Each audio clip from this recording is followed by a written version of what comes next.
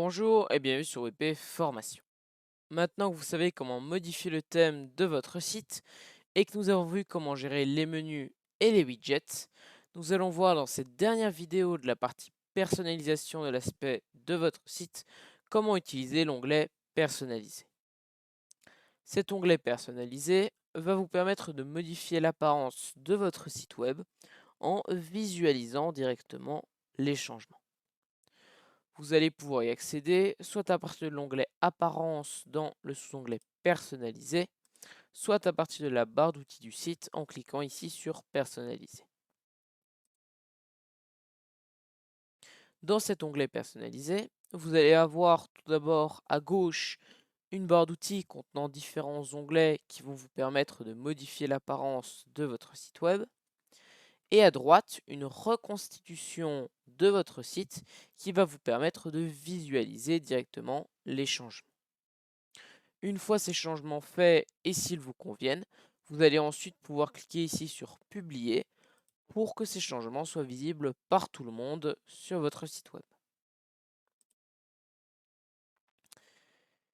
Ici, dans l'onglet Personnaliser, vous allez pouvoir masquer et afficher cette barre d'outils. Vous allez également pouvoir visualiser votre site comme si vous étiez sur un ordinateur, une tablette ou un téléphone. Vous allez avoir ici le nom du site que vous personnalisez. Vous allez pouvoir modifier le thème actif sur votre site. Et en fonction de ce thème actif, vous allez avoir différents onglets qui vont apparaître ici. Par exemple, si je change de thème, je vais avoir certains onglets présents ici qui vont disparaître et d'autres qui vont apparaître. Donc, en fonction du thème qui est activé sur votre site web, vous allez pouvoir personnaliser plus ou moins votre site. Ici, avec le thème Startinger, je vais donc avoir accès à tous ces onglets-ci. Tout d'abord, ici, je vais pouvoir modifier certaines animations présentes sur mon site. Je vais pouvoir passer à la version professionnelle du thème. Je vais pouvoir modifier certaines options pour personnaliser le contenu. Je vais pouvoir modifier l'identité du site, c'est-à-dire ajouter un logo, modifier le titre et le slogan du site, choisir de les afficher ou non. Et je vais également pouvoir ajouter un icône pour mon site. L'icône, c'est ce qu'on va retrouver ici dans l'onglet du site et qui est par défaut le logo de WordPress. Pour modifier cette icône, on va tout d'abord cliquer ici sur sélectionner l'icône du site. On va choisir cette image-ci. On la sélectionne. On la recadre. Et on voit ici que l'icône a été modifiée. Cependant, sur mon site, même si je rafraîchis, je vois que l'icône n'a pas encore été modifiée car je n'ai pas encore publié les changements. Donc à partir de ce bouton-ci, je vais pouvoir publier les changements, mais je vais également pouvoir les enregistrer en tant que brouillon. Je vais pouvoir planifier la publication et je vais également pouvoir annuler les modifications. Si je publie mes changements, je rafraîchis et je vois que cette fois-ci, mon icône a changé. Ici, je vais également pouvoir modifier les couleurs principales du site. Je vais pouvoir modifier l'image d'en-tête et d'autres paramètres en rapport à cette image d'en-tête.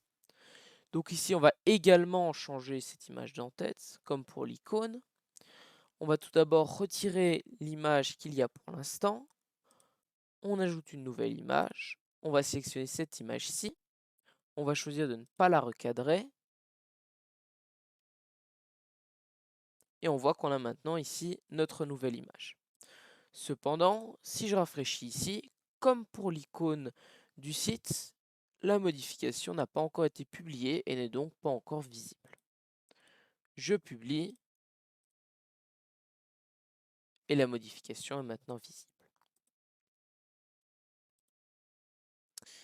Ici, je vais pouvoir modifier l'image d'arrière-plan, en ajouter une.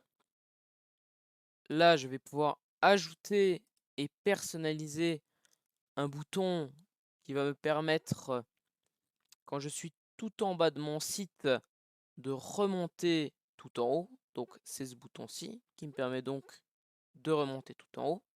Je vais laisser cette option activée.